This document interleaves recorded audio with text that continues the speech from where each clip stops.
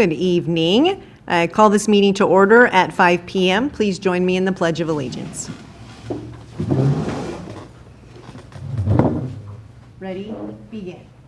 I pledge allegiance to the flag of the United States of America and to the republic for which it stands, one nation, under God, indivisible, with liberty and justice for all.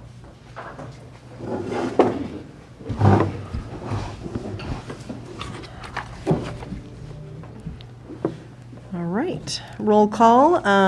Director Roberts is absent and Director Snyder is on his way. He will be here any minute. So we will move on to the agenda. Are there any changes to the agenda? There are no changes to the agenda tonight. All right. I'll move the agenda. I'll second. Thank you. All in favor say aye. Aye. Any opposed? Thank you. Public comment. Are there any members of the public in person that have a public comment? Did you have?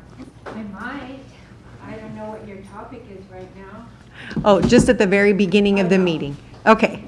And I don't see any members of the public online, so we will move on to community reports. And we don't have anyone in person or online. All right, so we will move on to item number 3, consent items. Does anyone have anything they would like to pull? All right. I will motion to approve the consent items. I'll second that. All in favor say aye. Aye. Any opposed? Thank you. Okay. No matters removed from consent items, so we will go to item number 5, presentations and appointments. Thank you. We have some representatives from Mojave Water Agency here tonight, including a former board member who is here to make sure that everybody is doing what they're supposed to be doing. Tony, go ahead. Okay, my name is Tony Winkle. I am the Director of Water Resources at Mojave Water Agency. I was invited here to talk about an upcoming project and what we've done in the past. I'm accompanied by Kathy Hoffman and Matt Johnson, who I believe everyone in this room probably knows. So I'm in good company. Okay. So my topic here is the West Day groundwater recharge update. We're working on a groundwater recharge facility. It's just a title slide. Next slide, please.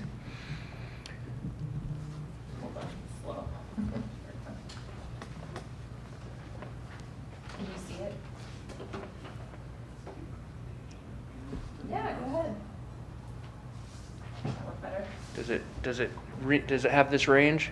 Yeah, you're all. Awesome. Okay, so why? Why are we doing this? Long-term groundwater declines led to the 1996 Mojave Basin Area Judgment with an obligation to import supplemental water supplies to the West Day sub-area. Okay, so that's the why. An overview of what I'm going to be discussing. First, I'm going to go through the project location, some preliminary investigations from a few years ago, some geophysical surveys, some perk testing. Thank you, Sean. He helped us out with that. Monitoring well installation, preliminary design, request for proposals, and facility construction. Some of this hasn't happened yet. We'll go over that. So this is a map showing the location. So you see kind of in the bottom left-hand corner, that's the California Aqueduct. And you can see the river running, the Mojave River kind of running right through the middle of this map. There's a white line, leans slightly to the left. We are over here in West Day, the purple writing there, the West Day proposed site. I'm going to zoom in a little bit. So this is our proposed site again, zoomed in, again circled there in orange. You can see it's right there on the north side of the aqueduct, and I'm actually going to zoom in one more time. So this is the parcel in question, the purple square right there in the middle. It's just west of Oasis Road, just immediately adjacent to the California Aqueduct. And why did we select this parcel to purchase? Well, it was a really good location to some of the Phelan Piñon Hills wells that it's right in the middle. It's almost a bullseye with the 3 well fields you can see shown there. Anyway, so back to some of that preliminary investigation I mentioned. This is some in-house work we did at Mojave Water Agency a few years ago. This is a geologic transect that's running from south to north, left to right, through the Oeste sub-area. And the blue line that just appeared there, that's the approximate groundwater elevation in this area as you go along that transect. And the yellow highlight that just showed up, that's basically a big fat clay layer. If you know anything about groundwater recharge or extracting water through production wells, clay is bad. So I'm going to pull that out, move it down so I have a little bit of room. When you do groundwater recharge, the easiest and most simple way to do that is to do what we call surface spreading. You dig a hole in the ground, you put water in it, it soaks into the ground. But with a clay layer, the problem is when you're pouring water on the ground and it soaks into the subsurface, when it hits that clay layer, you hope it'll go through into your production zone where your wells are screened, but there's always the concern that that water will just float on top of that clay layer and just kind of skirt down gradient and never get into the production zone for your wells. So that's our preliminary investigations. This is what we were concerned about. So we did some surface geophysics, which I've actually been here a couple of years ago and did a report on the in progress at the time surface geophysics. This is just a bunch of pictures of that in analysis and investigation. If you think of like an ultrasound, this is an ultrasound of the subsurface of the Earth. So using electrical and magnetic signals, we can paint a picture of what's going on in the subsurface. It's a very cheap and effective way compared to drilling, especially non-invasive, where you can get an idea of what's in the subsurface without the tremendous effort and huge cost of drilling multiple monitoring wells. So this is the kind of data you get. If you look on the left, all those yellow lines are the surface geophysics transects we did. We kind of actually started over on the right-hand side of that map on the east side of Oeste, because we have a undeveloped turnout from the aqueduct there. But as we began this investigation, lo and behold, we learned that people like Don and Sean were correct when they said, don't you want to go west? And as the investigation continued, we found that the best place to recharge and extract water was the left side of the map, the west side of Oeste, which is where that parcel we own is. After we bought the parcel, we did a kind of a quick and dirty perk test. We just said, hey, can we get water on the ground? And thanks to Sean Wright from Phelan Piñon Hills, he helped us out with this a lot. He basically did it for us. You know, we have about an hour drive to get here, and he had about a 5-minute drive, so he checked on it for us pretty much every day and collected data. So again, thank you for that. And we got favorable results. Yes, the water will go into the ground. That's the short answer. We also drilled a monitoring well. This was much more recently. We completed 2 shallow monitoring wells on this parcel. One is a Vados well, it's in the unsaturated zone, and the other one is a water table well, and we collected some cuttings from those and did some leach testing. Basically, you take the dirt that you drill out of the ground, you send it to a laboratory, and they mix it with some water, and they tell you what's likely to leach out of the soil. And there was nothing of concern. So the idea is, as you put water on the ground and let it percolate all the way down to the water table, there is a potential that you could leach metals and salts and other nasty things out of the unsaturated zone and transport those into the aquifer. So the laboratory results suggested that that's not going to be an issue at this site, so that's good news. In the last couple of years, we've put together a preliminary basin design. So we have an on-call contract engineer from Merrill Johnson, if you're familiar with that company, Kerry Packer, and he put together this preliminary design for basins on the site, including a temporary turnout from the aqueduct to feed water into these basins. So this isn't final, but this is preliminary design, but more on that in a moment. Then we come to the Joshua Tree issue. I imagine everyone in this room is familiar with the recent Joshua Tree issue. I see Sean laughing over there. He gets it. Just very short, the California Department of Fish and Game, the commission was considering listing the western Joshua tree as an endangered species. That was in limbo for a couple of years, and while it was in limbo, it was under protection as if it were listed as endangered. And if you read their website, you couldn't even so much as pick up a seed without being in violation of those protections. So if you have a Joshua tree in your yard and you raked underneath it, you know, that would not be okay. Fortunately, the Western Joshua Tree Conservation Act did just recently pass, and although they still are working out a couple of details on that, basically we now have a path forward. We have a mechanism to move forward with the Joshua tree mitigation, because there are a lot of Joshua trees around here and on the site that we purchased. Okay, so this is just a timeline of the project. This goes back predating 2017 when we did some in-house analysis. We developed some geologic transects to try to figure out what was in the subsurface. That stretched all through Alto, all the way to basically the LA County line into Oeste. That was back leading up to 2017. In 2018, we began the Oeste Recharge Feasibility Geophysics Survey Project. That's the ultrasound project that I was talking about. We spent about $600,000 doing that in the Oeste sub-area. In 2019, we purchased that 10-acre parcel mostly because it was immediately adjacent to the aqueduct, and serendipitously it was very close to 3 well fields for Phelan Piñon Hills. In 2020, the Joshua tree issue that I was just talking about. In 2021, we did the pilot percolation test. We actually did several of those, but one of those was at this site in Oeste. And in 2022, we completed the preliminary design for the demonstration recharge project. And that brings us to where we are today, and this is the exciting part. So we now have the Joshua tree conservation, so we have that hurdle out of the way. We have a clear path forward. And we're actually currently developing an RFP for engineering and bid services for construction of that site. We're really hoping that RFP will hit the streets within the next month.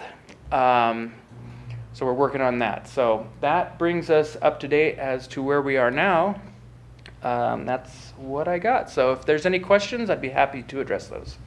Nice. Mr. Raitt. You mentioned potential impacts to water quality in the subbasin. Could you elaborate on those, such as the dilution or addition of said constituents in groundwater?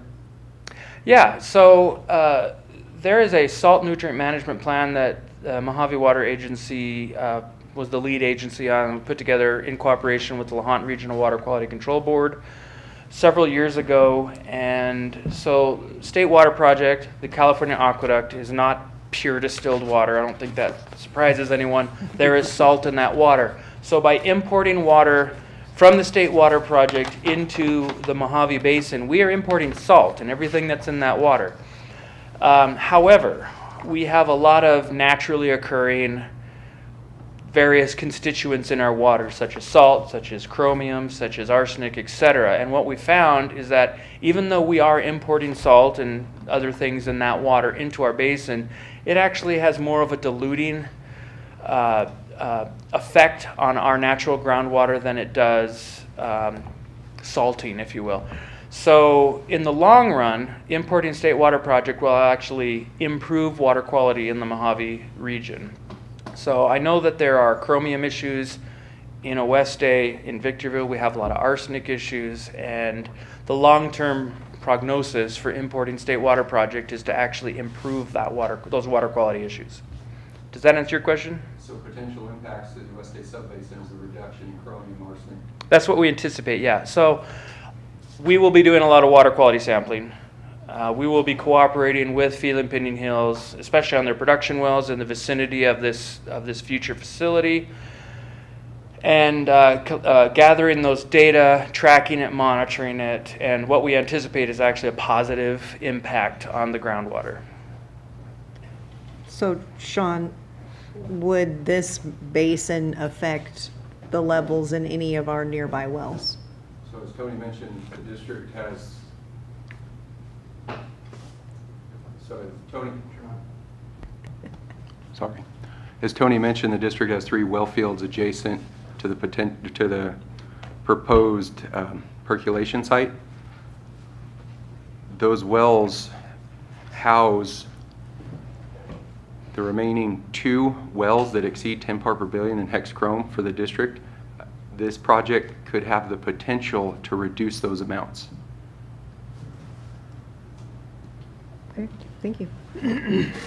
What do you anticipate the recharge capacity is going to be on a 10-acre site? That's a pretty small site for a recharge facility. It is. So right now we're doing a demonstration recharge. We are not constructing a permanent facility. Obviously, temporary basins can easily become permanent ones later. So our intent at this point is once the demonstration recharge is completed, we will then proceed to construct a permanent turnout on the aqueduct to feed water to that site. A 10-acre site, if we get, let's say we get 1 foot a day, we'll actually expect more than that, but just for math's sake, we get 1 foot a day, that's gonna be 2 acre feet per acre, so we're looking at 20 acre feet per day, do the math times a year. However, I expect our demonstration recharge project to be to have positive results, in which case we'll design the permanent facility and we would oversize that facility for greater capacity than probably what that 10-acre site's capable of. So this is a pilot test really at this point. I'm confident we're going to have positive results, so we might be looking to expand it in the future, but we're going to start with the 10 acres for now. How many acres would you anticipate needing in the future? How much water do you want? Well, we're going to be needing in the at least 1,000 acre feet a year at some point, as you continue to ramp us down. As Water Master continues to ramp us down. I don't do that, Mr. Barr. I did change it to Water Master. There is a member of the Water Master Board present, so you can look that direction. I absolutely will. So we will when we do a final design for a permanent facility, we will use our best projections to account for that. And we're not gonna do it without your input. So we'll be talking. I've worked with Sean in the past. He's very cooperative and eager to help us out and collaborate on different things, as well as with yourself. So the results from this pilot test, they're not going to be a secret. You'll know what's going on. I'll come here as often as I'm invited or requested. Actually, let me take that back. Matt will come here as often.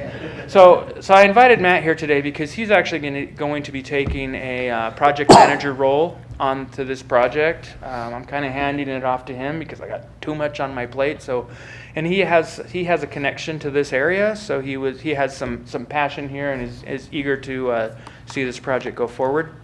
So between the two of us, we'll provide as many updates as you're interested in.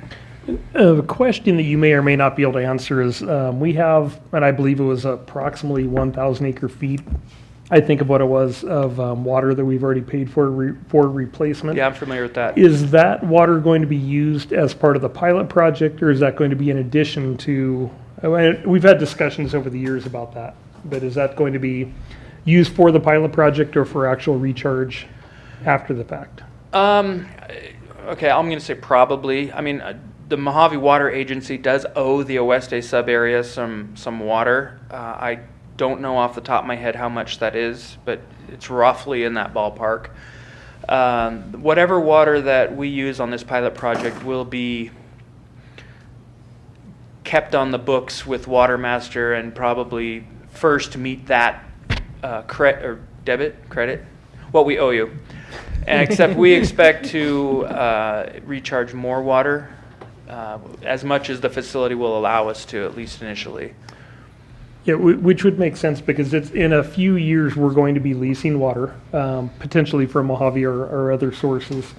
So maybe the intent would be Mojave would kind of maybe recharge the basin, and then it could be credited as necessary. So it's almost 600 feet to water at this location. We want to put in enough water to have a good test. So we're going to put in as much as we feasibly can, as much as the ground will take, along with the permits we have for the temporary turnout from DWR. So my intent is to put in probably a couple thousand acre feet as at a minimum, even more if we can. Some of those logistics have to be hammered out still. And how long would you expect for the water, would it take for the water to get from the recharge basin to actually hit the water table? Yeah, if it gets there in less than a year, I'll be surprised. Okay. So we did before my time at the agency, we did a sort of similar pilot test over near the Mall of Victor Valley in Alto. And the initial wetting front took 3 years. And then once it was wetted, it took about a year for subsequent recharge events to get to the water table. Okay. So I expect something roughly similar. Do you have a timeline, Tony, that you can talk to them on? I mean, as far as getting the RFP out?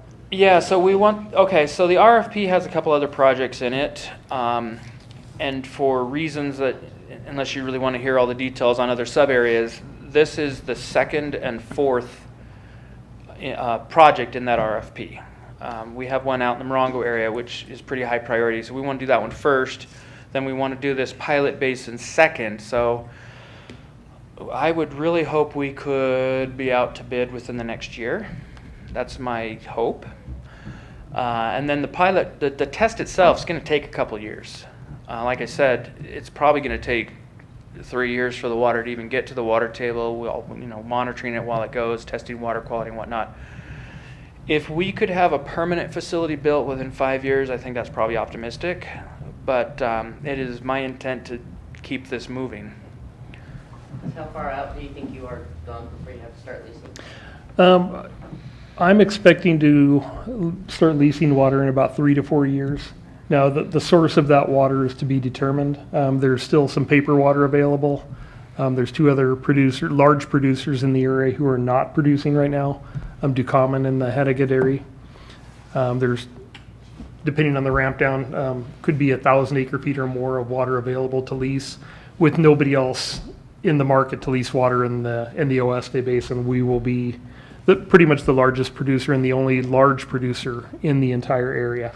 So all of that will come into play. We'll be having discussions. I know we've had discussions about the makeup water obligation or leasing water as part of our rate study. That comes into play in the later years.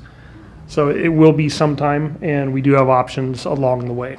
So a 5-year window for that is probably, it's going to be fine. We will get the water one way or another at some point. Another aspect of so we have to get permits from DWR, even for especially for the temporary turnout. And so kind of their standard way they do this is they do a 6-month window with a 3-month extension. So we're already planning on extending. So 9 months of recharge. Part of the RFP is to have the consultant, the engineering company we're looking for, to help us with those permits, because we've been working on those permits since before the Joshua Tree issue, and it's kind of been a back and forth, and we're not really sure the status of those. So that's part of the RFP is like, hey, help us get these permits. But one aspect of those permits that I understand is that once the temporary facilities are built, you can apply for the permit again next year and reuse those temporary facilities. So if we need to get more water in before a permanent facility is able to be constructed, there's an option there, is what I understand. So again, let's stay in touch. Let's find out what you need, and we'll do our best to facilitate that. I was going to say, I don't know if you'll have the answer to this question or not, but do you know how many agencies will be overproducers in 5 years and what that amount will be? I do not know. That's a water master question, and whatever I say right now will be wrong, and then I'll get in trouble. So I don't know. I don't know the answer to that. So I did have a question. Thank you for coming and doing Sure. this presentation tonight. So when the permanent facilities are built, will they be the responsibility of Phelan Piñon Hills Community Service District? No. Or will Mojave maintain them? Mojave will own and operate those. Okay, perfect. Okay. Deborah, any questions? No questions, just that I've been watching this since I started following the board several years ago, and I'm very thankful to see this slowly coming to a fruit. At least it's starting to flower. You know, I'm probably not telling you anything you don't know, but sometimes it's like, my gosh, why does it take so long to get these things moving? So I feel you. It's been a lesson in patience, that's for sure. One other question before we move to the public questions. Would you be able to forward that slideshow to us? You have it. She's She got has it? Yeah. Perfect. Kim, thank you so much. All right, question? Yeah, I had a couple questions. In this area, is the water going to be flowing north after it's recharged? I mean, it's in the alluvial fan, right, which comes... Correct. And So- yes. All right, so it's going to flow towards El Mirage. Yes. There are a lot of private wells in that area, right? Mm-hmm. So this, I guess the follow-up to that then is, are they going to be the ones primarily benefiting from this going in? I mean, I know there's a few wells for CSD around it, but the water is going to basically go in and flow north, right? Yes, but groundwater tends to move very slowly. Right. So this is kind of more of a complicated question than than it probably sounds on its face. The primary benefit would be those 3 well fields of Phelan Piñon Hills that were shown on the map because of their vicinity. But bringing the basin into balance and keeping us sustainable will benefit the entire basin. So in the long term, yes, it will benefit those wells as well. Okay. So then a second question, you're talking about 2,000 acre feet going in. Is there a plan for sort of a permanent, like we're going to make sure that less water is being taken out than is being put in? Is it just going to be a recharge and then that water's there and then? Oh, no. So the purpose of the permanent facility is to accommodate the surplus water needs of the future. So the whole idea is that we're water sustainable in perpetuity. But we're drawing water from the aqueduct to do that. Correct. So I mean, that's not really sustainable, right? I mean, we're having to take water to put it back in. Yeah. So I really like comparing groundwater recharge and basin management to like a bank account.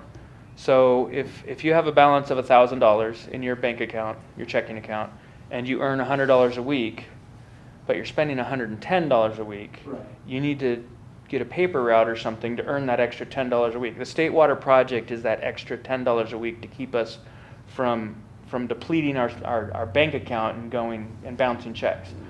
So the State Water Project is our long-term solution to that over-pumping of the natural water supply. Does that answer your But question? all the wells that are there now are going to continue pumping. Correct. So I'm just trying to understand how the recharge is going to, is the recharge just to bring it up to a level so everyone's at a certain point and then we just continue pumping? Because I mean, it's just going to be a continual process, right? Yes, Pumping out, putting water back in. Correct. Wouldn't it be better to take it from the aqueduct straight? Not really, because the aqueduct is surface water. It's not potable water. If you go to the aqueduct and scoop up a cup and drink it, you will probably get sick. One of the great things, now I'm a hydrogeologist. I love groundwater. To a hammer, everything's a nail, right? So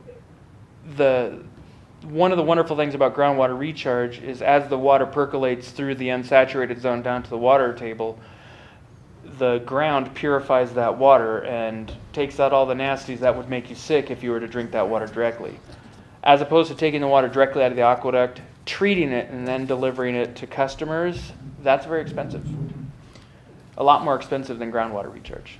I mean, that's an option. That can be done. A lot of people do it that way. But it does cost more, and our intent is to use it for groundwater recharge.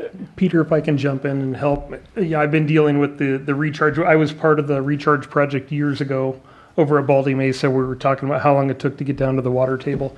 One of the things we looked at that point was the potential for a water treatment plant. And as you were suggesting, instead of relying on the groundwater.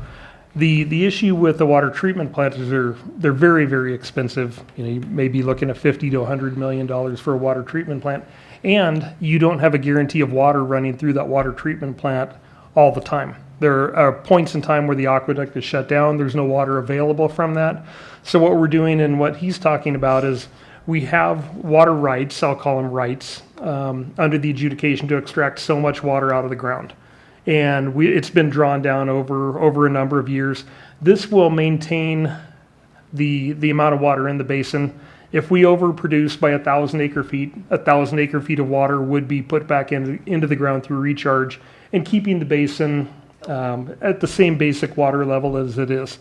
And it might be a time where you could go for a couple of years or even, I believe, an extended period of time without having to put the recharge in there. And our basin is still in good shape. There's a lot of water in the basin, but it's been dewatered over the years. And I believe, looking back to some of the comments from years ago, that there could be close to a capacity of 500,000 acre feet of water in the basin where it's been dewatered, over the last 100 years.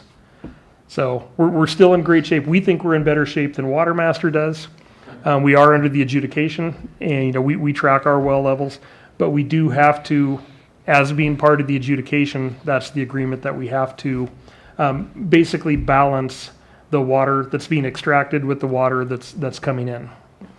And that's where the ramp down that's been occurring for a number of years, the last 20 years. And we're at about 50% right now of our free production allowance, what we actually have rights to. And that will continue to go down by, looks like 5% for the next few years. So as we get to the point to where we're down to potentially 25% of our free production allowance, we will need to import more water into the basin. And that will eventually, probably not in my lifetime, but start bringing the water level in the basin back up.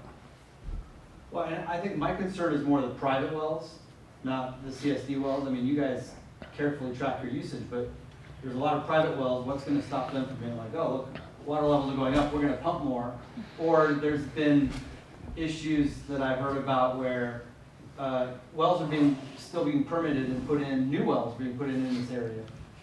And so, I mean, it just seems like if we really want to do a recharge, we've got to put a limit on how much is coming out altogether from everybody, right? Yeah, so this is a Watermaster issue. However, I will say this, there was a recent ordinance passed where all new wells have to automatically, maybe you're more familiar with this one than I am, Director Hoffman, 1 acre foot per year per domestic well automatically. So we've done studies in the past, and we're actually embarking on an update of the study this current year on what we call minimal producers. These are the domestic wells you're talking about, and all new wells, sorry, getting ahead of myself. The minimal producers, the domestic wells, on average use about less than 1/4 of an acre foot per year overall. All new wells. I mean, per well or total? Per household. Per house. Yeah.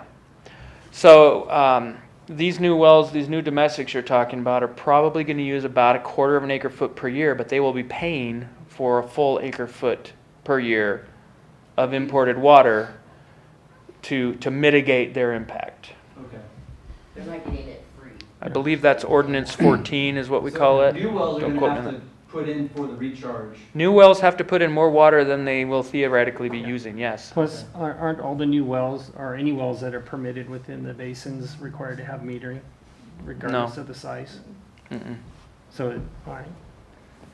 We do track, we do aerial photography of our entire service area every year. In fact, we just got our most recent ones, and we track water usage. If a brand new golf course would just suddenly appear out in the desert, we'd see it.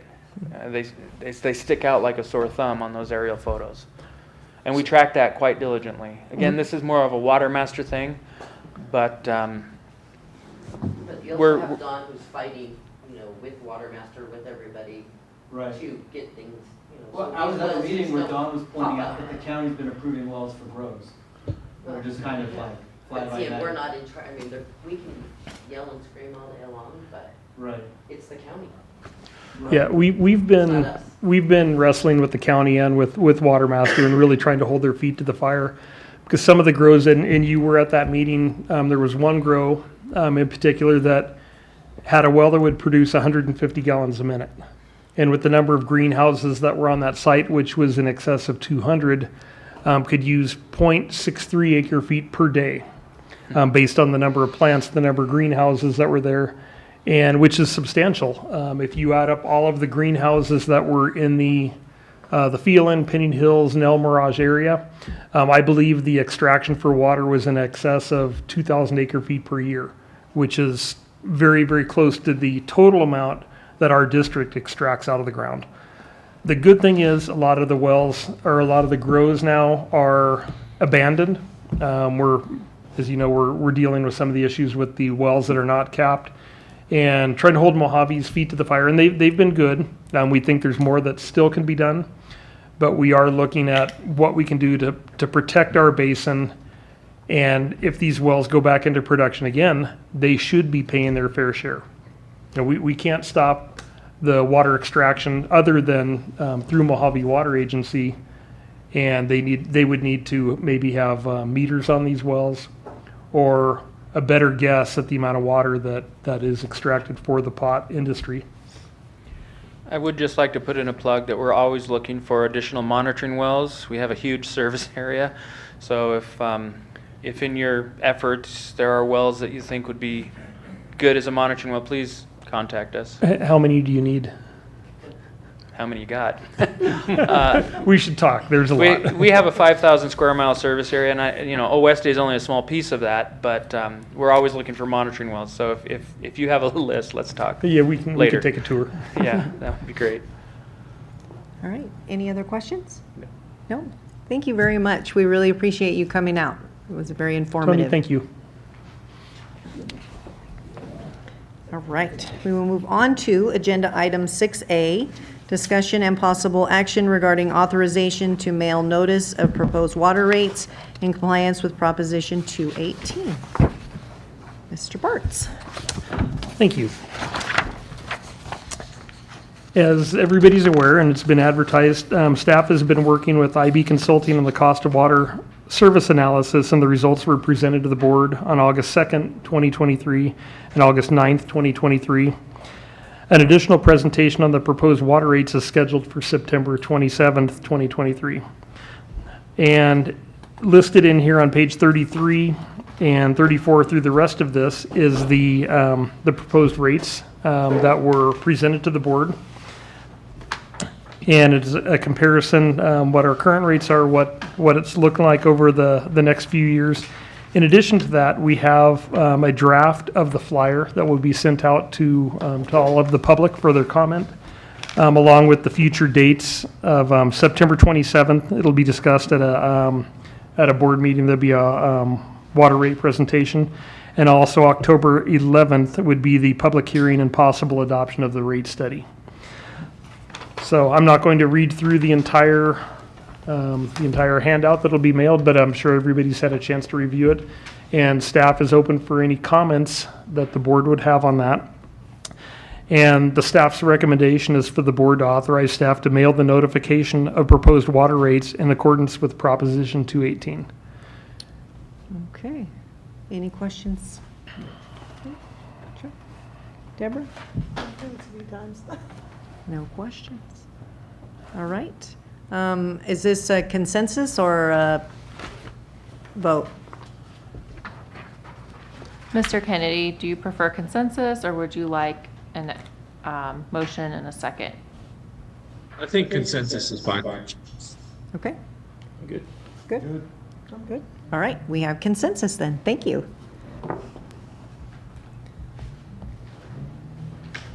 All right, moving on to agenda item 6B, discussion and possible action regarding fuel dispensing and storage facility at the Oasis Operation Maintenance Yard. Mr. Bartz. Thank you. Sean, if you would like to take this, I'll let you take this. You did the background information on it, so if you'd like to go ahead. Thank you, Mr. Bartz. The district currently utilizes a fuel storage and dispensing system capable of storing 1,000 gallons of gasoline in conjunction with 1,000 gallons of number 2 diesel. In the event of an emergency, those don't ever happen in Phelan, but if it happened, these storage reserves would allow for continued operations for about a week. At the board's request, staff conducted an investigation to upgrade the district's fuel storage and dispensing facility to a 15,000 gallon tank capable of 5,000 gallon deliveries of gasoline, red dye diesel for the off-road diesel fleet, and number 2, diesel to potentially lower fuel costs and achieve greater emergency capabilities such as should such an event arise. Quotes were sought using the 15,000 gallon triple fuel capable CARB approved storage and dispensing facility as a baseline. Quotations were sought from multiple manufacturers, having received only one quotation back in the allotted time frame, and that's attached as page 39. And staff's recommendation is for the board to review the cost of increasing the fuel storage and dispensing facilities at the Oasis Operations Yard. Happy to answer any questions if the board has so. All right. Start with Deborah. None right now. Okay. Chuck? Do we know what the approximate fuel savings is going to be buying it in bulk instead of buying it in 1,000 gallon increments? Fuel is a volatile market, and to get a hard cost today, it changes day by day. I can bring that back to the board if you'd like. It was anywhere from 5 to 20 cents, and it just depends on if we're able to take the 5,000 gallon mini bulks at a time. Oh, Greg? thank you for bringing this forward.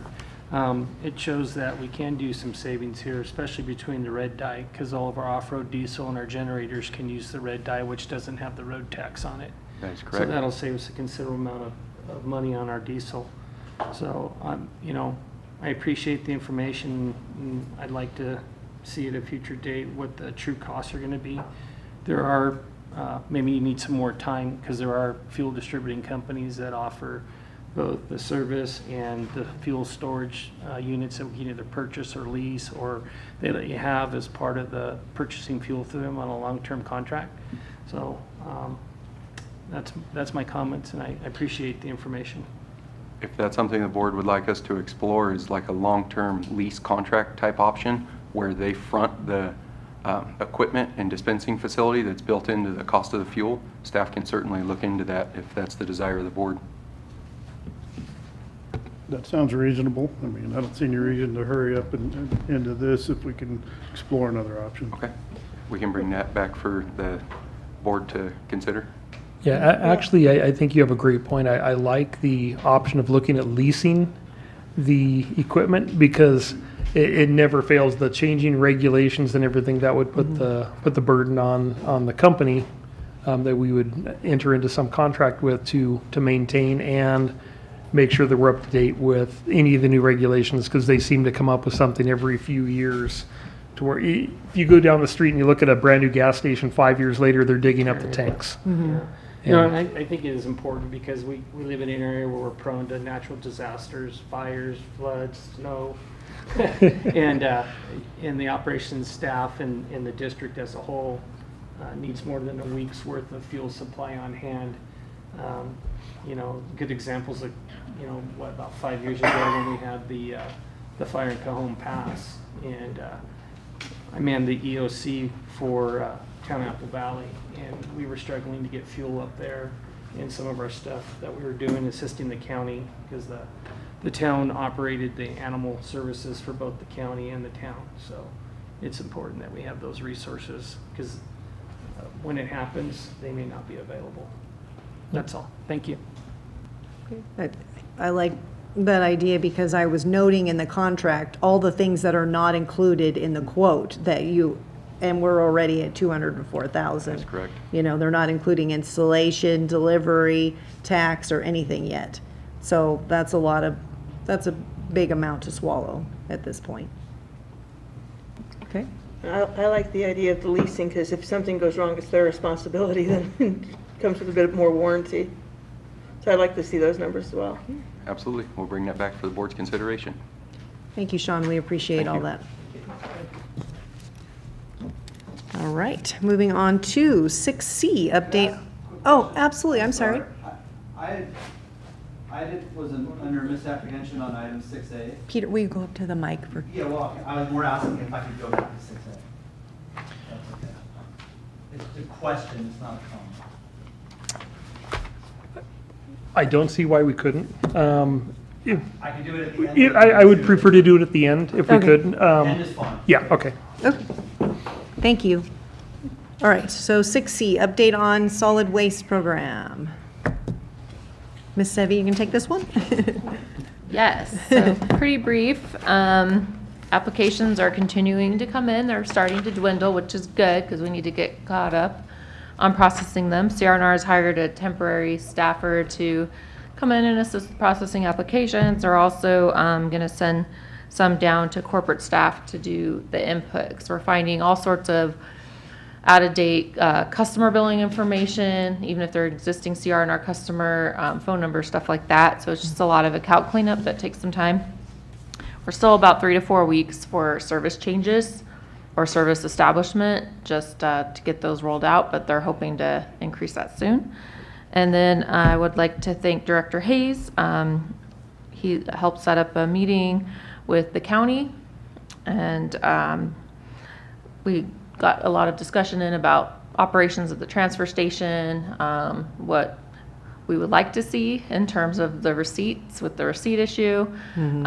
Also the capabilities of pulling data from the system, since they are scanning the barcodes there, and also the source separation that is or isn't happening depending on what day it is at the transfer station. So big thanks. I don't know if you had anything to add. I think you covered it. They were looking at some GIS softwares for the data tracking that you're talking about, so that would help us out a lot. We also did talk to them about some of the damage around here and the Phelan Sheep Creek Bridge there. They had sent their engineers out yesterday. They were looking at it. They were going to assess it, and their assessment, they believe it might take 2 weeks to get that open, so at the max. So that's about it. Thank you. Any questions, comments? No? All right, thank you very much. Peter? Have to get you a bell. I don't pay attention. So I've been attending the solid waste meetings, and I have to say, you know, things are coming together. But I've also been in communication with some people who've had some issues, one of whom I directed to Ms. Sevi this week, and their issue got resolved. But I am still kind of concerned that just sending all problems to Mrs. Sevi is not the way to solve issues going forward. And so I was just curious how we're going to deal with people who just can't seem to get their stuff taken care of. And then just a quick follow-up, and then I'll just sit down. So one of the concerns that people have brought up to me is that they are getting billed for carts, but they have not received those carts. So there's extra billing, right? If you signed up for 3 carts or whatever, but they're not all out yet, but they're being actually billed for the carts. And so they're like, well, why am I being billed when I don't have the cart? When is the cart coming? You know, why am I being billed when I don't have the cart, I think is the main question. So those are just the 2 that I had. Thanks. I actually appreciate when the questions do rise to my level, which is totally fine, because then it helps us to identify the issues with CRNR and gives us a chance to work with their billing and operations staff to fix this type of billing issue and kind of service delay issue, because they shouldn't be getting billed for a service that they don't have, obviously, and so this will help us clean that up. And it's not bad. It's just a couple calls a day on average that I have to get involved with. But I think for now, because this process is so new and there's so much happening all at once, that it's kind of good to know what's happening with CRNR. That way we can kind of hold their feet to the fire and get all of these issues taken care of. I'm hoping that once the rollout is done, it'll go back to more business as usual with more responsive customer service. They're just overwhelmed. They're getting, 70 to 80 phone calls an hour from our constituents. So it's a lot. Can I put your name on Facebook then? Is that okay? Can you just have them call the district? Because we do have other staff members that can assist them first. And then if they're just absolutely not satisfied, Okay. I'll take the calls. Okay. Yeah. All right. All right, thank you. All right, moving on to 6D, update on the proposed Civic Center and Phelan Park expansion. Going to pass this over to George. Thank you, Mr. Wertz. I have a lot of notes here, so give me a second. In your packet, we've included the draft the RFP from the consultant, RLB. I sent this over to legal for review. I have had conversations with him via email regarding the RFP. So we're kind of scheduling a meeting with RLB on the RFP. There are a few questions that have been asked for clarification, also as well as the CEQA. And I think Mr. Kennedy asked about prepared MND, which is the mitigated negative declaration for CEQA.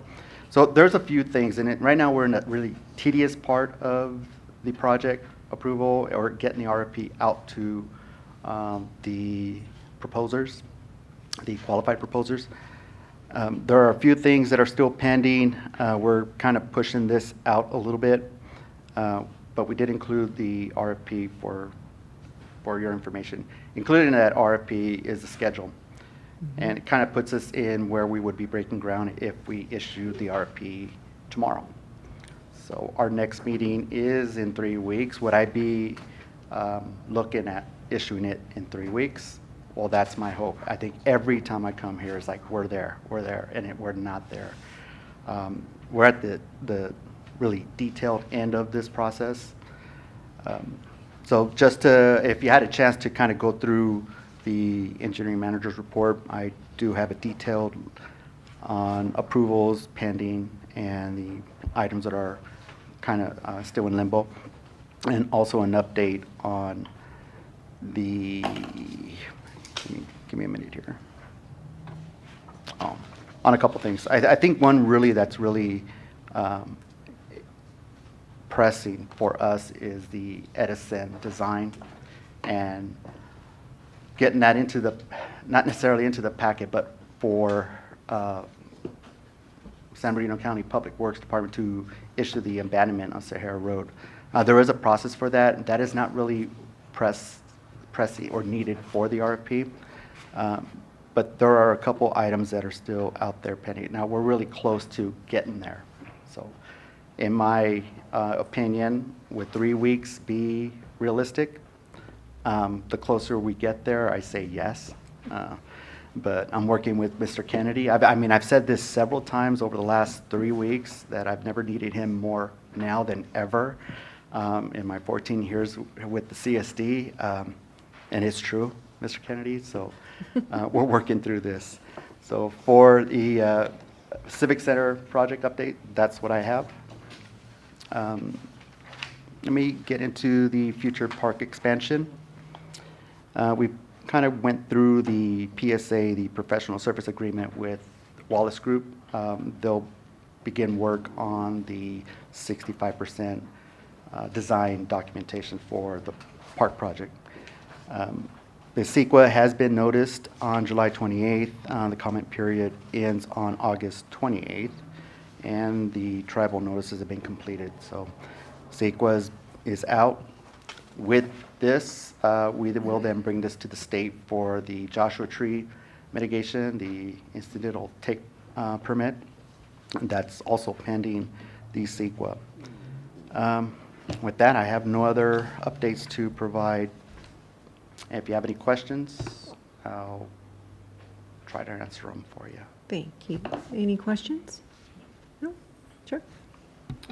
Do we still only have 4 firms that qualified through the RFQ process? Yes, we do. We actually have the 4, and we will bring this to the board as far as the letter recommendation and their proposals on the RFQ. 4, and I just got an email last week on the status.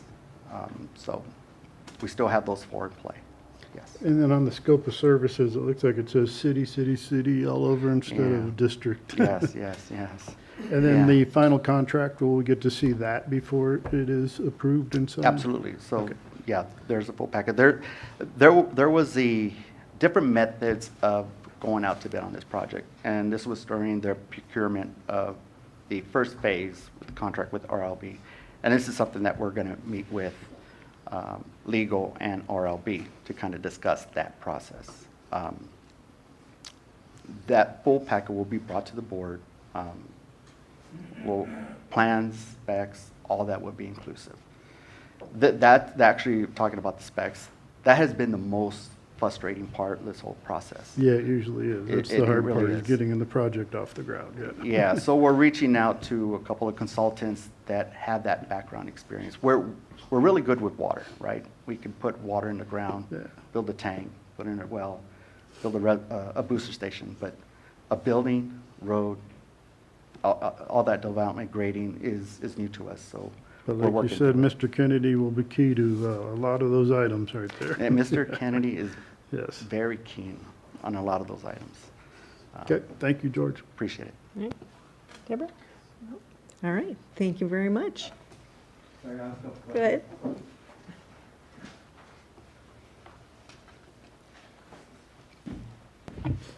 So I was just curious on the request for proposals on the project information. It says, see Appendix C for anticipated schedule, but that is blank. So I was wondering if perhaps you could expand on it, or is there somewhere else I should look for that? And then I was also just curious if there's been any updates to the budgeting, like the costs for it? That's all. Thanks. So the schedule, This is a draft RFP, so once the final document's put together, it'll have all of the appendices in place. Okay. So we just wanted to show that this is being worked on. yes, and as far as the engineer's cost for the project, that was prepared about a year ago.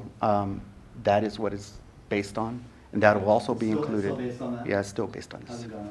No. Okay, I think there might have been a chat or something.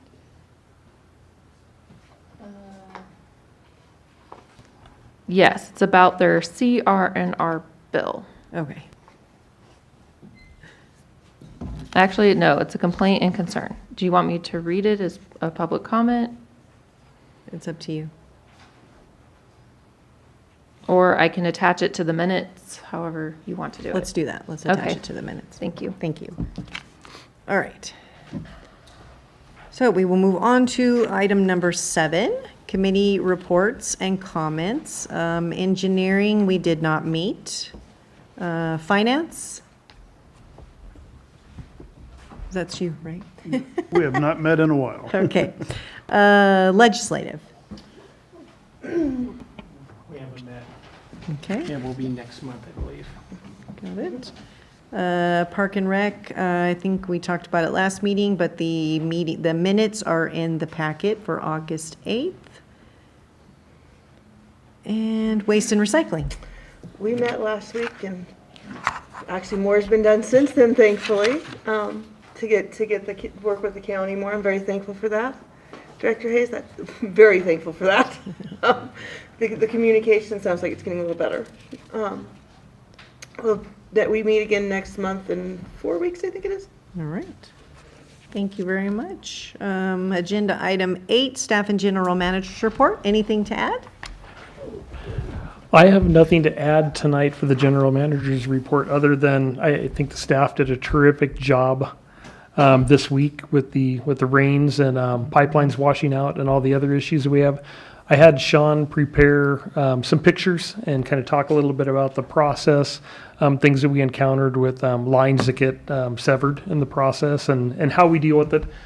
One of the things we've been talking about doing, and we will be doing in the near future, is going over the emergency response plan with the board. We have a plan in place. We followed the plan, and things worked out as they should for this incident that we had. But it never hurts to refine things as you go through the process, and also to have discussions with the board so the board is comfortable with what staff is doing in situations like this. But I have to commend staff just all the way around with Sean and Chris and George, and the entire staff. I can't just pick those out, but I was picking the field. They put in a lot of long hours on that and got everybody back in service safely. Good water quality and everything. There's always issues that you have to deal with. So I've asked Sean to show some of the pictures of what we did, and also talk about how we deal with different situations and notices that may have to go out to the public. So Sean, I'd like to turn that over to you. Thank you, Mr. Bartz. Our first photo here, this is Sheep Creek darn near throw a baseball to it over here. Sheep Creek, just north of Nielsen Road. That's right about 50 feet, a 12-inch mainline C900. Notice the belly in that pipe. Luckily, this was one that didn't rupture. We brought in about 120 yards of material, and that was a small dent in what the storm took away. Taking a shot in the dark, that's somewhere around 700 yards. The county ended up putting Class 2 base. So in instances like this where the main doesn't sever, district staff goes in. Our first and foremost concern is to protect district infrastructure, and that's exactly what we do. Some folks might hear out there that they unfortunately misinterpret it as we're repairing or fixing roads. We don't have any jurisdiction to touch any roads, but my priority is to basically protect infrastructure. So it might appear, or a byproduct of that, and Wilson Ranch is an excellent example. Part of the pipeline lowering project that we did, I believe about a year and a half ago, where we brought in, Chris, was it 36,000 ton or 3,600 ton? I always get those ones mixed up. 36,000 tons of material. And I'm happy to report that almost every bit of it stayed on Wilson Ranch. There's shear drops on both sides of where we placed that base. But what we did held up phenomenal. So that kind of reinforces and validates that methodology where we're able to achieve those substantial savings but still protect our infrastructure. So this, again, we brought in all that material. If we can go to the next picture. Yeah, I have to try Oh. it a different way. The way they do the screen share now, I can't cycle through windows. 1 second.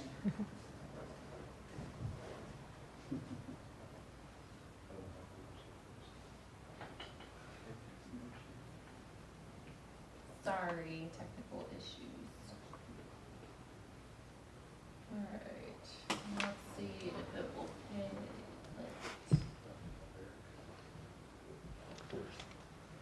All right, it's gonna go every 5 seconds, Sean. Sure. You guys ready for the speed Talk round? fast, that's right. I can pause. There we go. You wanna talk about that one? We're not seeing anything. This is Windows 2007. Oh my gosh. It's not gonna work. We've got some great pictures. Sorry. Oh my gosh. Well, I can tell you that I had people reach out and they were highly impressed with your staff and the speed in which you did repairs. And we very much appreciate that. I'm happy to report that 100% of the repairs were covered by in-house. We subcontracted absolutely nothing out, and that's a testament to Chris and the rest of the operations department. These guys put in some tremendously long hours. And just real quick, I want to kind of walk through the procedures. So we all see on Facebook, bear with me, Facebook and news, it's not always my favorite, but as these get reported, and as Don mentioned, our emergency response and notification plan, most of the time, and as some people even here in the audience can attest, the operations department does a yearly tabletop exercise. We get a little gold star on our annual report for doing that. We try to have fun with it. I think one year we picked zombie apocalypse. Anyways, so we go through this document every year. We update it because our state sanitary engineers change about every 6 months lately. But on page 36, response actions for specific events. And we get very specific on the implementation and series of events that happen. So we have number one, because year before last that seemed to really got us, was power outages with Southern California Edison, their PSPS events. That gets into distribution line breaks, chlorine treatment equipment failures, treatment equipment, source pump failures, microbiological contamination, chemical contamination, vandalism, terrorist attacks, reduction of or loss of water within wells, droughts, floods, earthquakes, hazardous material spills in the vicinity of sources or system lines, electric equipment failures, cyber attacks. So we try to keep this very up to date, very comprehensive. So we're going to rewind back to page 36, 37. Distribution line breaks.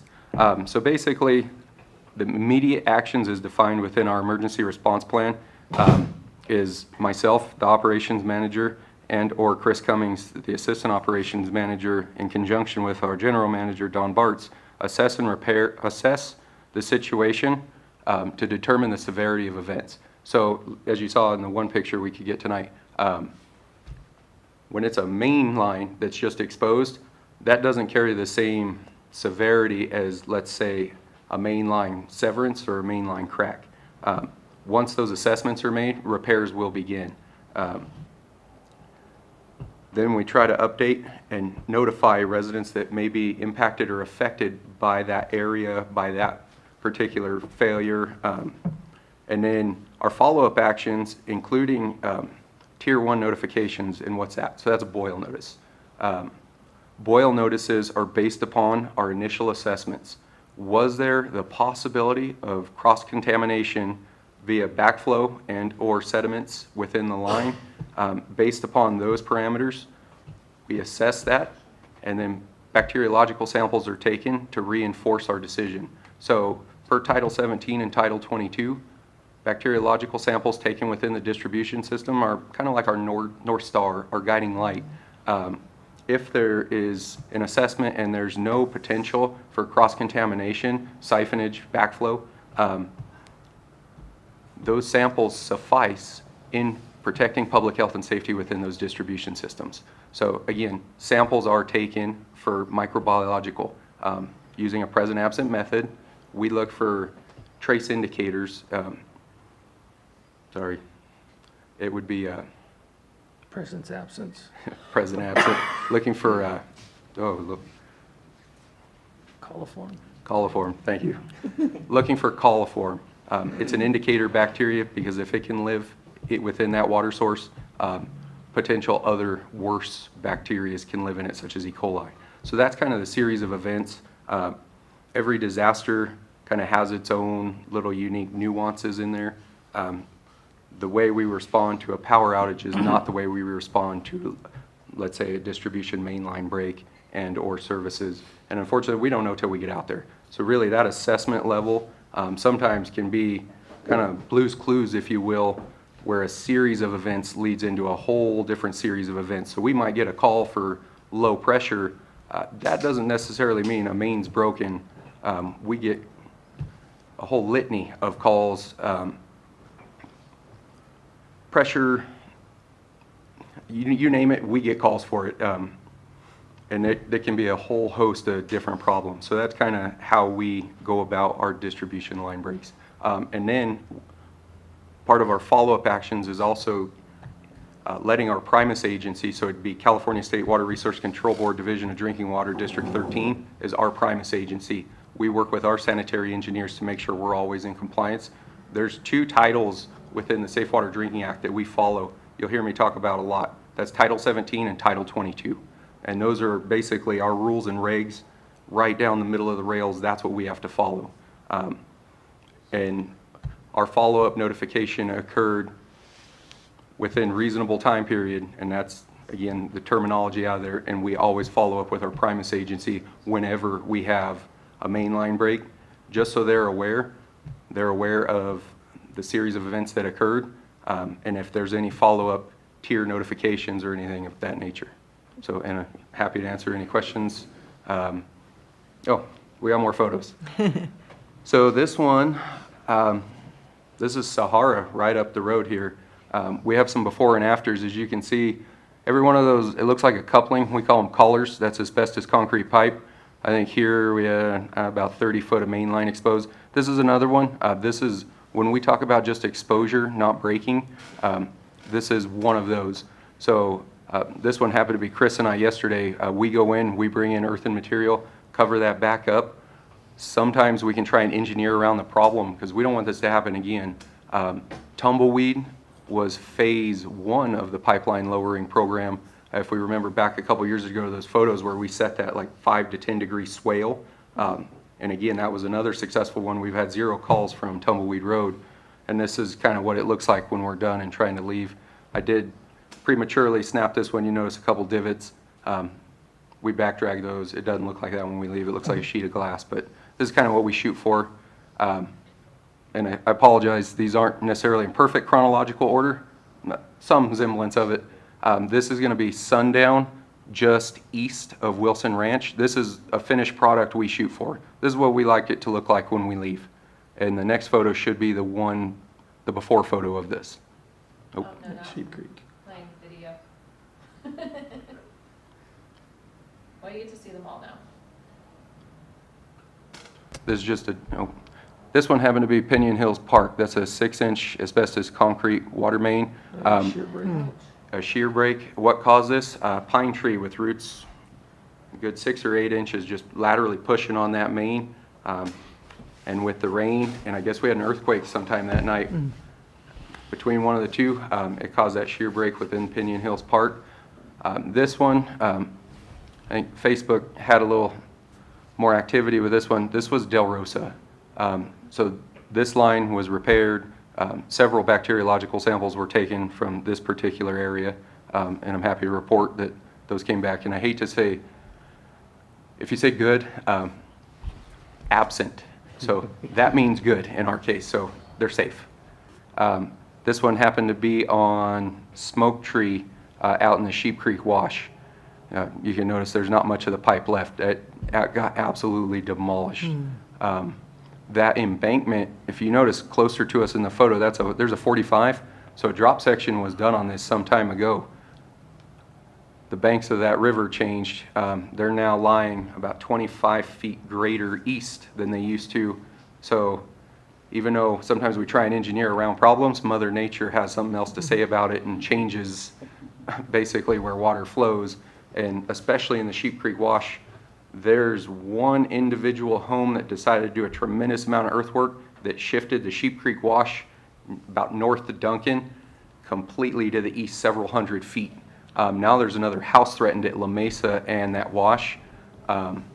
Luckily we drop sectioned that one and went several hundred feet each side of the wash, but that's the impacts when people manipulate water flow.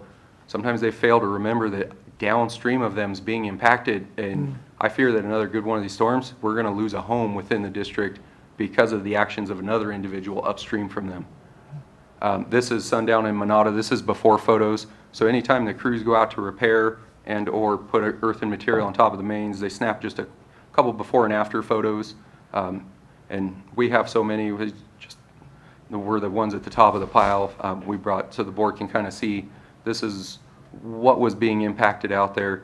This was the worst one we found yet. This was on Maria Road east of Oasis. I can't remember how much dirt we brought in. Sorry, it's been a long couple of days. Basically, again, we try and engineer around the problem. So we go in, we put earth, riprap to try and protect it so this doesn't happen again. We had 4 mainline breaks. 2 were repaired under pressure. The other 2 are repaired, flushed, chlorinated, and bacteriological samples taken. And it happens in that exact order. Again, public health and safety is always our primary concern. Keeping people in water is our next concern. And our crews, we don't go home until everyone's in water, and we all share that philosophy. So if folks are out of water, just know we're out there working. We do not call it quits until everyone's in water. We have, we know of so far, are we up to 22? 25. So we have 25 spots. We call them hot spots. Hot spots where, due to erosion in the stormwater, earth's been removed, and it's not always necessarily in a wash. We see this on some roads. Wilson Ranch last year was a great example. Again, I applaud citizens' efforts and initiative for grading their roads, but sometimes they like to rob material from on top of water mains, and you compound that over the last 30 years, we're left with not a lot of coverage like on Wilson Ranch. So then we're forced to bring in 3,600 cubic yards of material to bring that elevation up just a couple of feet. So, and just for anybody that's listening, please call 811, it's free. When you're operating out within a street, if anyone's asking, you are responsible as the operator. If you clip a water line, a phone line, you are responsible for those damages as the operator. So I caution anyone, the service is free. You just have to give 72 hours notice.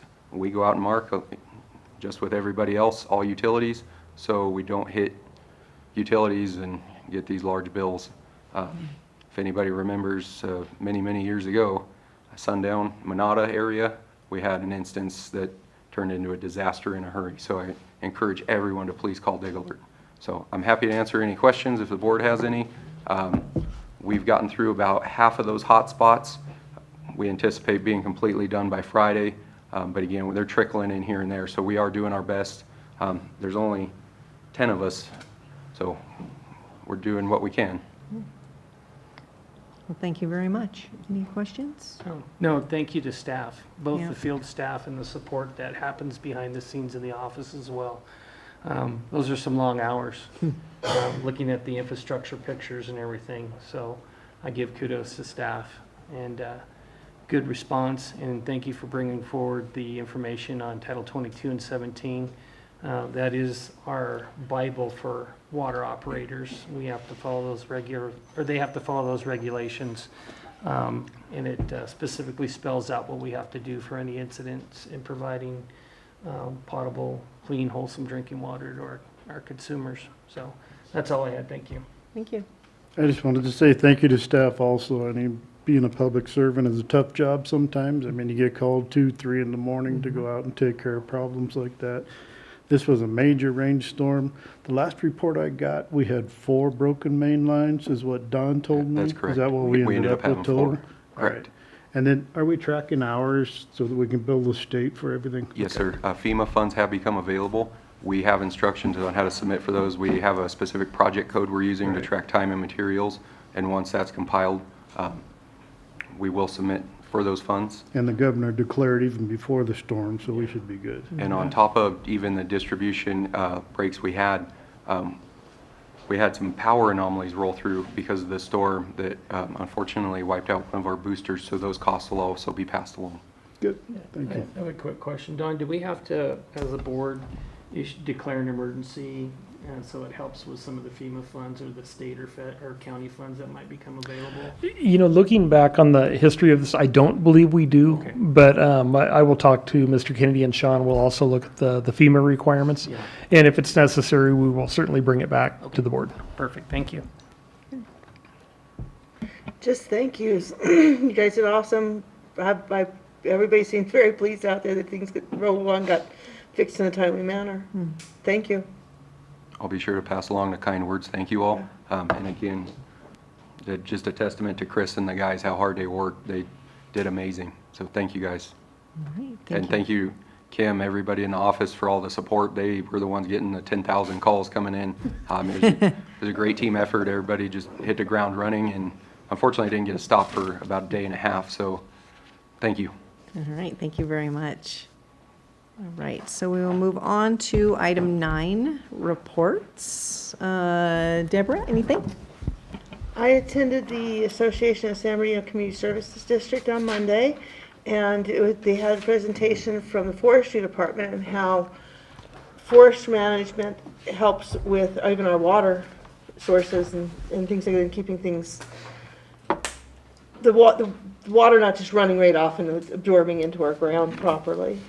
So that was I learned a lot, and I was very thankful. Nice. That was all I That's got. it? All right, Chuck? No comment, I've said enough. Greg?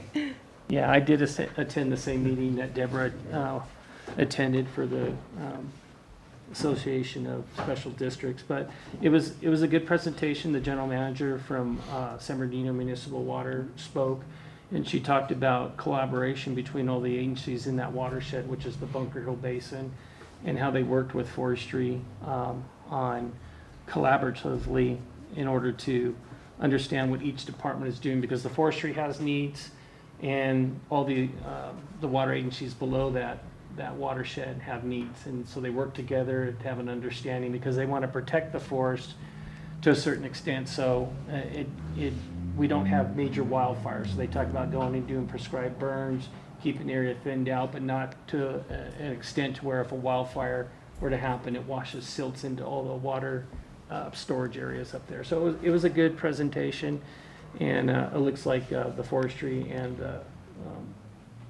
the agencies down there are working together to protect that watershed. And also on the backside, we'll be part of that too, because that also impacts our watershed as it comes into our area. That's all I have. Thank you. Thank you. All right, and I have nothing to report, so we will move on. Oh, sorry. I thought Go you were ahead. going to close. Mr. Barnes still have the question. Yes, Okay. yes. Do you want to just go ahead and do that now before correspondence? All right, you said you had a question or comment on 6A? Yes. Yeah, so just before you ask your question, the agenda item that was before the board tonight is the authorization to mail the notification out. Right. They won't be discussing rates or anything like that, but just Right. the, okay. I understand. I should have, I was not aware of that. I would have brought it to public comment. So the question that I have, and then the comment after, it's really a couple of questions. So one, I just don't understand why commercial and institutional water doesn't have a tier 3 level along with homes. I'm glad to see that they're getting a tier 2 because that has been a concern of mine in the past. I just don't really understand why they just get to use water at the cheaper rate all the time. If you'd like to come by my office, I can go over that with you and spend some time. I've got the answers for that. Okay. So the question that maybe you can answer is when we're doing these rates, it's going to be set for 5 years, right? If once this goes through, like this is the program, it's going to be set for 5 years, or is it changeable 3-4 years down the road? I'll just give you a real quick answer on that. The board will review it every year, and the board can actually go less than what is. That's the maximum amount. Okay. So the comment that I'd like to make is one of my concerns, and this may not be the concern of the board of CSD, but that's fine. One of my concerns is conservation and encouraging people to use less water and not just figure out how to charge them, right? So one of the concerns that I have is that a way to conserve is an economic way, right? So I look at this and I see the increasing fixed rate charge monthly, and I think that is not helping people to conserve, right? What would be more ideal for a conservation method would be to keep the fixed rate lower, but to be raising the rate that you charge for water, so that when someone looks at it and they say, well, I'm charged $30 a month, but if I use all this water that I'm using now, I'm going to be paying so much more money. So if I cut down on my usage, then my bill gets to go down. So I would just encourage the board to think about maybe implementing something like that to encourage conservation, because I know you said in 5 years we might be leasing more water. There's issues down the road with, how much we're going to be able to use all the water rights. I'm not in CSD's water district, but I'm concerned about just in general conservation for the area. So that would be my comment for the board. Thank you. Thank you. Give me a call. We can sit down and talk. All right, so agenda item number 2. Oh, go ahead. I have some comments about the same topic. And it's going to kind of piggyback on what he just said about conservation. I actually sent you guys a letter like 10 years ago about this fixed rate. I actually have never lived in any other community where there was a fixed rate for any of the utility services. I know Southern California Edison, LADWP, SoCal Gas, PG&E, none of those have a fixed rate. And the way your rate schedule is set up here, it's actually to the benefit of the high users. So I am very water conscious. I use approximately 75% to 1.5 units per month. Now, my effective rate for 1 unit is $50. Basically, I'm rounding numbers off. If somebody uses 10 gallons or 10 units per month, their effective rate is more like $7 a unit. So the low conserving consumers are actually paying more for their water than the high users. So I really am hoping that you can consider this, and perhaps maybe instead of raising the fixed rate, lower the fixed rate and raise the per unit water rate. For example, LA County charges, or LADWP charges like $8 for 1 unit. I actually I pay water for a unit. I am paying less money in LA County per unit than I am paying here, because even though their rates are way higher than you guys, because you guys have this fixed rate that no matter what I do, I can't save money. There's nothing I can do to save money on my water bill because I'm already conserving as much as I can. And there is zero incentive for anybody to save water, because I could turn my hose on and leave it on all day, and if it uses 1 unit, it's $3. It's less than a cup of coffee at Starbucks, So anyway, I think you should consider. Yeah, I would offer you the same opportunity that I offered Peter. Okay. Come by the office. I'd love to sit down and talk to you and explain to you. There will be the hearings on this, and there'll be time for public discussion on that. But I would like to address some of the questions that you have. Just give me a call, and I'll sit down and talk to you. Okay, thank you. Thank you. Madam President, if I may. Yes. One of the things that I know Don will talk about is the San Juan Capistrano case that came down in April of 2015, which prohibited the very thing that's being talked about, which is tiered rate structure that encourages conservation. That was deemed unconstitutional under Proposition 218 in April of 2015. And the reason is that each tier has to bear a penny for penny nexus to what the cost of service is. So having a tier that's not based on cost of service, but rather on encouraging conservation, was expressly held to be unconstitutional in 2015. A lot of agencies prior to that time did have tiers based on that, but due to the language of Proposition 218 and the interpretation of the 4th District Court of Appeal, tiered rates based on encouraging conservation were held to be unconstitutional. Thank you. Thank you, Mr. Kennedy. That's not what we're saying, though. That's okay. We'll talk. All right, so we are moving on to agenda item number 10, correspondence and information. Ms. Sevi? Yeah, so we have our community cleanup coming up on September 9th and Free Tire Day, 8 a.m. to noon at the CR&R service yard. We have information on how to use your smart meter. We had our trash application in the bills again. And then a new item, we're having a free women's self-defense class here in the community center on September 30th at 3 p.m. You do need to RSVP for that. And then our holiday stuff is starting to creep in here. Halloween baking class is being advertised. You have to sign up for that as well. And then very soon you'll start seeing all of our Christmas-related items coming in here. So, and then we do have a coupon for the High Desert Home Show in our office. So if you're interested in going to that free of charge, just come by the office and grab your coupon. That's September 29th through October 1st. Can we just use this one? Yeah, they'll take it.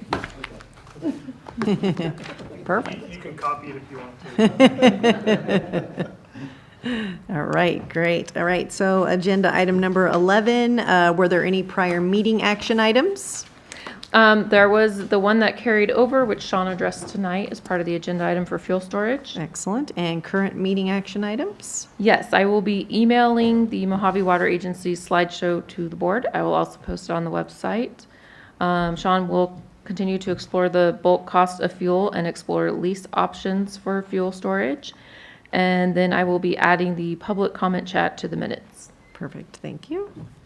And number 12, set agenda for next meeting, September 13th. Does anyone have anything they would like to add? No? All right, great.